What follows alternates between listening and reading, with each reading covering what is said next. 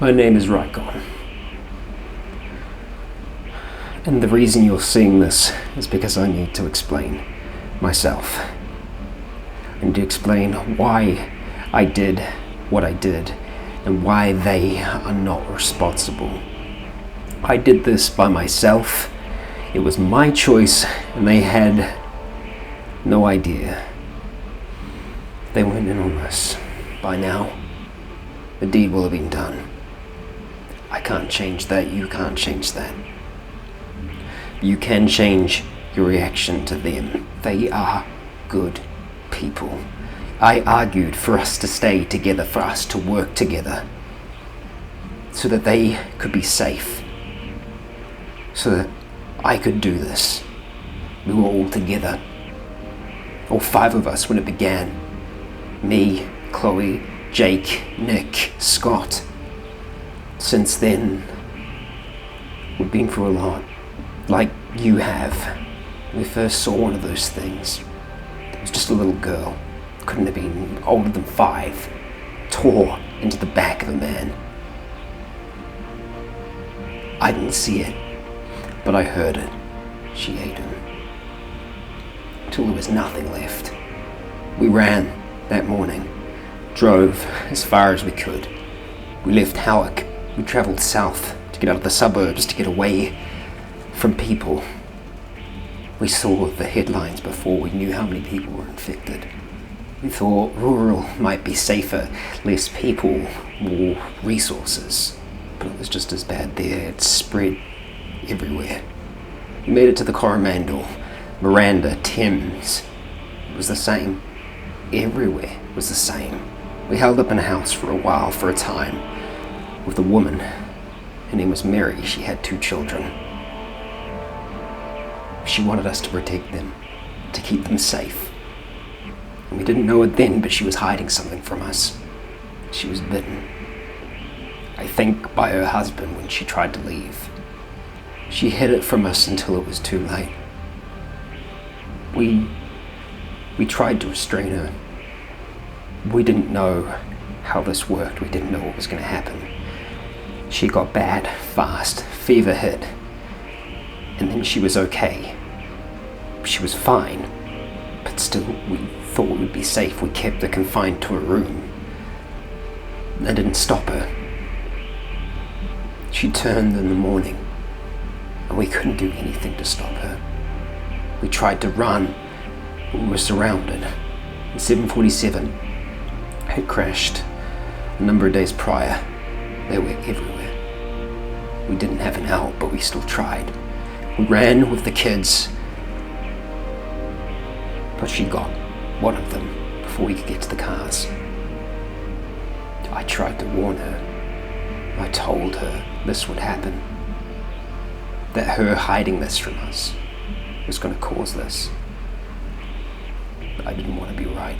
I wasn't happy to be. The sun hadn't risen and we left as fast as we could. Scott was driving. I had the other kid with me. The dead, they piled onto the cars. And Scott tried everything to get them off. He sped up fast, trying to shake them. Didn't see the car that was in the middle of the road. It was dark. We hit the thing at speed. None of us had belts on. I nearly went through the window. And the kid did. But we survived. We made it out of there because of our friends. They didn't leave us. They fought off the dead. And they came for us. They saved us. We tried to lay low afterwards. Tried to heal. We found a batch, a farmhouse. It kept us safe. We were there for a number of weeks and it was starting to feel like home. We'd had trouble with the infected, animals and humans, but we'd stood our ground. We defended ourselves. We thought we had a chance there. We even found people, other people, a man, red, and another green. That's all they went by. We found them through radios.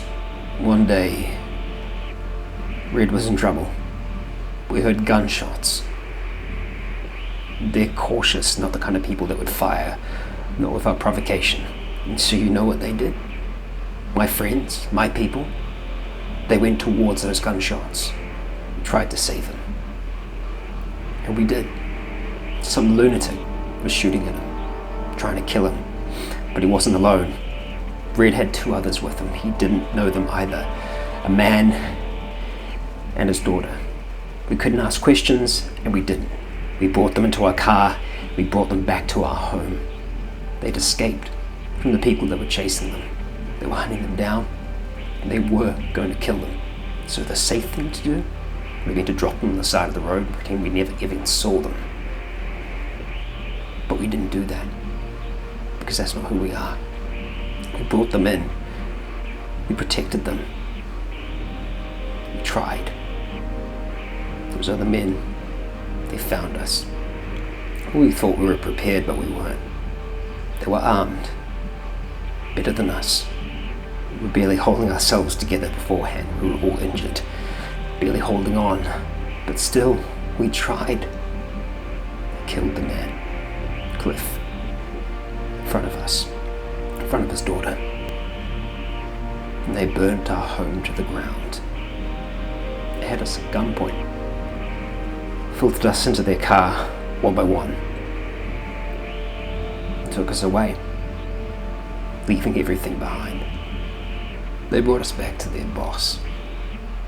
His name was Eddie, based himself on a mountain, took over a community that was there before. The guy was a con, crook. He'd surrounded himself with them, prisoners that I think he let out. We don't know for sure, but he was running the show. He was the one that sent them after Cliff. This place was not a good place. There were other people there, like us, prisoners, slaves. We were forced to work. We had no other choice. We had no weapons. We were to defend ourselves, and so we did what we needed to do. We were nearly there for a month. And then an attack came. So we left. In the chaos, in the confusion, we ran from there. Scott had lost his leg to that, and we'd lost a lot more there as well. We took to the sea, faked our deaths as best we could so that they wouldn't follow. And then we found you. The others, they didn't trust you. Jake didn't. But I did. And that's why I fought for this chance, for you both to work together. Not for selfish reasons, but so that I could do this, knowing that they would be okay, that they would stand a chance. I need you to give them that chance. Please. They didn't do this. This is on me. Thank you.